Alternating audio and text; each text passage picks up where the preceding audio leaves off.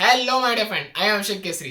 So my dear friend, इसके पहले वाले वीडियो में हमने मैक्सवेल के फर्स्ट और सेकंड इक्वेशन के बारे में बात किया था। उसको हमने प्रूफ किया था सबसे इजीएस्ट तरीके से। अगर आपने उस वीडियो को नहीं देखा है तो हमारे चैनल पे आके आप देख सकते हैं।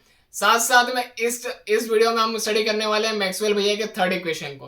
तो मैक्सवेल भैया के थर्ड इक्वेशन को हम प्रूफ करेंगे सबसे इजीएस्ट और सबसे फनीएस्ट तरीके से। सो वीडियो के एंडिंग तक बने रहें। अगर आप इस चैनल पे नए हैं तो चैनल को सब्सक्राइब करना ना भूलें। We are with the Maxwell's third equation. Maxwell भैया के थर्ड इक्वेशन को प्रूव करने वाले हैं, जो कि क्या है, curl of E vector equals to minus del B vector by del T. अब इसको हमको प्रूव करना है और फाइनली हमको क्या करना है, पूरा डेराइव करके आखिर में हमको निकाल देना है ये curl of E vector equals to minus del B vector by del T. ये हमारा निकलना चाहिए, जो कि बहुत इजीएस्ट तरीके से होने वाला है। सो वीडियो के एंडिंग तक बने रहें। यहाँ पे क्या है, it is based on the Faraday's law. तो यहाँ पे क्या है, फैराडेज लॉ के बेसिस पे बना हुआ है। तो फराडे, पराठे से याद कर सकते हैं आप, तो पराठे या फिर फराडे जो भी बोलना है, तो उसके हिसाब से आप इसको बेसिकली याद कर सकते हैं बहुत इजी तरीके से। सो ए इक्वल्स टू क्या होता है, minus D five by D T. ठीक है, अब यहाँ पर हम क्या करेंगे, ए की वैल्यू और फाइव की वैल्यू। ठीक, तो ए की वैल्यू हम रखेंगे और फाइव की वैल्यू रखेंगे। तो ए इक्वल्स टू क्या है, integration E vector into D L vector. ठीक है, अब आता है क्या, फाइव की वैल्यू। तो फाइव की वैल्यू क्या है, five equals to double integration S V vector into D S vector.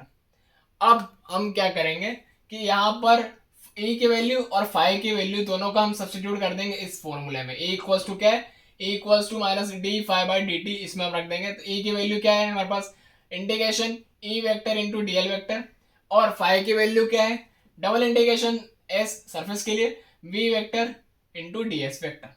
So क्या है, हमने सब्स्टिट्यूट कर दिया वैल्यू को, integration e vector into D L vector equals to D I minus del by del T, जो कि ऊपर भी था हमारे पास में। अब हमने फाइव की वैल्यू रख दिया, तो क्या है, यहाँ पर डबल इंटीग्रेशन सरफेस के लिए S V vector into D S vector. अब बाय स्टोक्स थ्योरम, एक स्टोक से ऐसे याद कर सकते हैं कि स्टोक आता है खाना बनाने वाला, तो उस तरह का जो स्टोक होता है।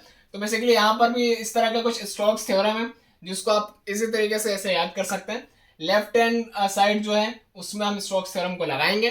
तो स्टोक्स थ्योरम को हम जैसे लगाएंगे तो ऐसे इसका रूप चेंज हो जाएगा, या बोल सकते हैं ग्रेड की तरह इसका रंग बदल जाएगा।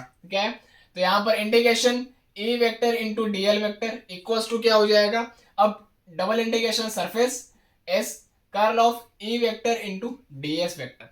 ठीक है, तो अब ये क्या हो गया, इसकी वैल्यू अब ये वैल्यू हो गई, कन्वर्ट हो गई है।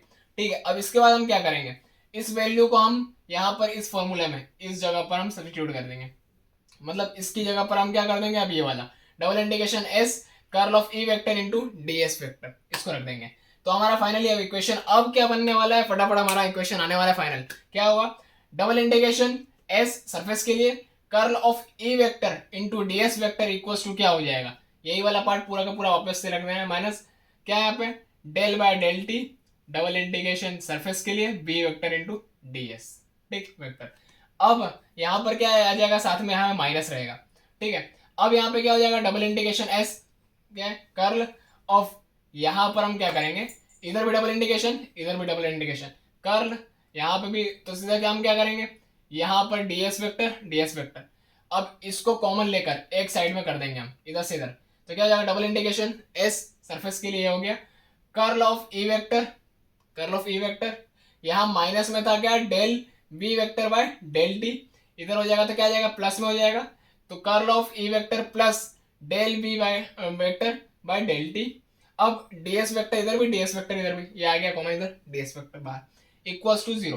अब हम क्या करेंगे, तो यहाँ पे क्या हो जाएगा, डबल इंटीग्रेशन एस, ये वाला पार्ट यहाँ से डीएस वेक्टर ये कट जाएगा। अब हमारे पास क्या हो जाएगा, curl of E vector plus del B vector by del T equals to zero. अब इंटर क्या कर देंगे कि कर्ल ऑफ ई वेक्टर तो अपनी ही जगह पे रहेगा, मतलब ये तो राजा है जो कि अपने जगह पर अपने पोजीशन नहीं छोड़ने वाला, पर इसके साथ में जो क्या था, plus del B vector by del T, जो कि प्लस में था, मतलब पावर में था। और जैसे राजा ने क्या कर दिया, पावर छीन लिया, तो इसको वापस क्या कर दिया, रंग बना दिया। अब क्या हो गया, यहाँ से इस साइड आ गया, मतलब del B vector by del T जो है इधर था अब राजा के साथ में। अब जैसे उसने राजा को छोड़ा तो वो माइनस में आ गया, मतलब गरीबी में आ गया। तो क्या हो जाएगा, minus del B vector by del T. अब फाइनली इक्वेशन क्या बन गया हमारे पास, curl of E vector equals to minus del B vector by del T. जो कि क्या हमारे पास फाइनली इक्वेशन जो हमको प्रूफ करना था, और मैक्सवेल भैया का थर्ड इक्वेशन फाइनली प्रूफ हो चुका है। Thank you for giving your precious time. Thank you. जय हिंद।